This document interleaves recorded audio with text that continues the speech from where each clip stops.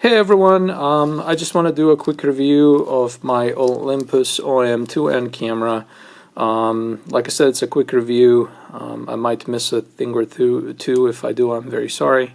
I already done a review of the Olympus OM-1n camera, which I also possess, and this is kind of the continuation of that design.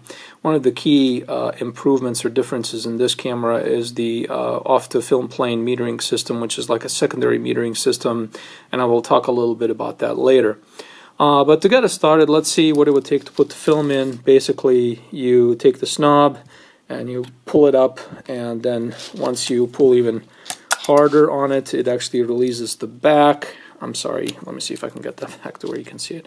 Okay, and then you would put your film in here, slide it across the face here, and then put the end of the film in this little notched area. You then pull the film forward once or twice, make sure it's well engaged, of course with this thing also being down, so it holds the film in place. Once that's done, you close the back, advance it once or twice more, until you'll actually see number 1 here, and then it's ready to shoot. As far as looking across the top here, you can see here there's a switch that actually allows the camera to go in off position, which you want to keep it when you're not using it. And then you have the option to put the camera in the manual mode or in auto mode. So I suppose now is a good time as any to talk about that metering system. If you put the camera in the manual mode, you're actually going to be using a metering system that is built into the viewfinder and the prism, which is kind of similar to the 1N system. You end up with a manual system where you set your shutter to what you want the shutter to be set at, like let's say the 60th of a second, and then you basically move your aperture until the little metering inside the camera tells you that you are in the sweet spot to take the shot. If you don't want to do that though, you can turn the camera over into the auto mode, and in this mode basically the camera will override the shutter setting, and it becomes kind of like an aperture priority thing. And so you set your aperture to, let's say, like f8, and then the camera is going to figure out what shutter to use based on another meter, and that meter is actually a couple of diodes that are, if I take this lens off I can show you maybe a little bit. They're actually positioned, the lighting isn't too good, okay. They're positioned right here, and they're kind of facing where the film is. So once the light starts hitting the film, these two diodes are actually measuring how much light is hitting the film plane, and then compensating or extending, narrowing, or shortening, the exposure based on that. Just like OM1, since I already have this off, you can replace the focusing screens in this camera as well, and there's a little notch here that you kind of press on and it pops out, and then you can put a different focusing screen.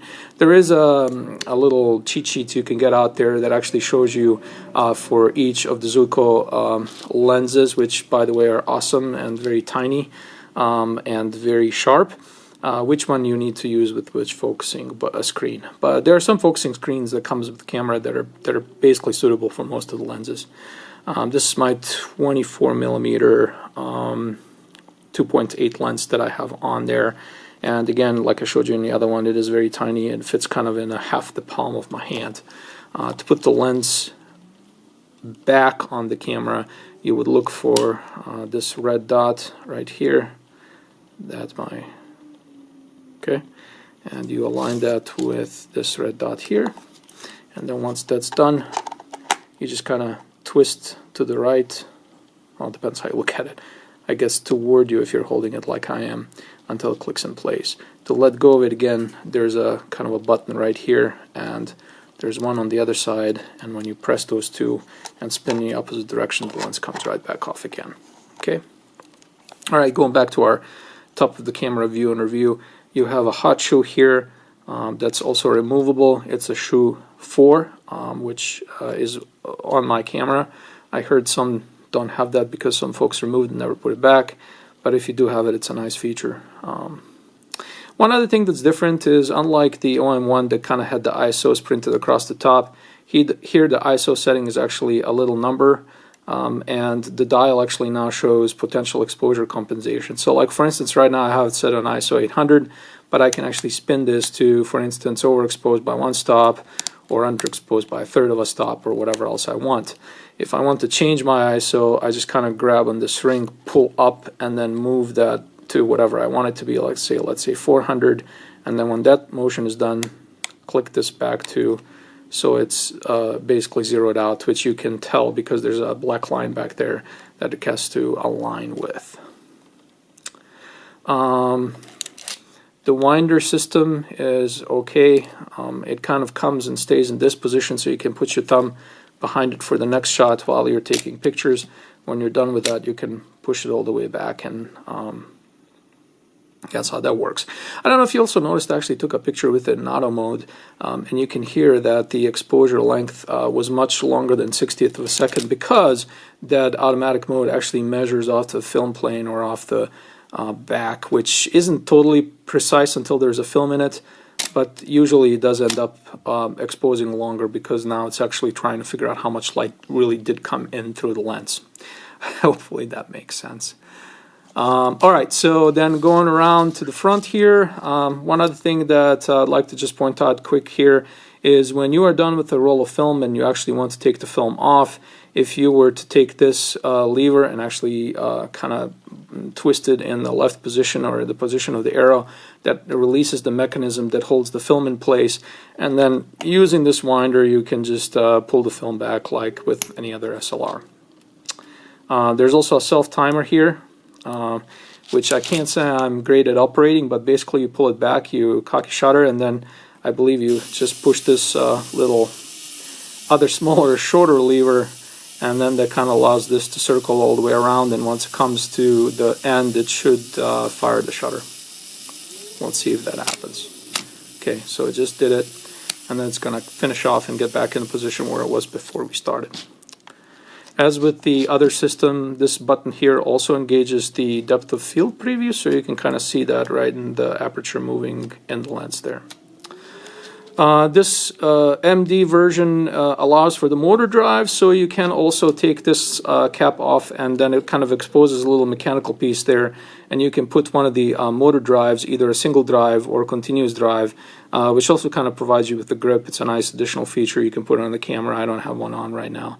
The battery that goes in there, I'm sorry, I'm like not really good at remembering battery numbers, so you can look that up online pretty easily and find out what battery goes in there. I find they last a fairly decent amount of time if you just make sure and you know, put it in the off mode when you're not using it. Okay, and then just a quick other note here. Obviously this is a flash sync. Up on the top of the camera where you have the hotch, you also kind of see this X number, which is for the electronic flash, and then you want to make sure that your dial here is also set to X, which is the electronic flash, and that should make sure to sync the camera as you're taking the photograph.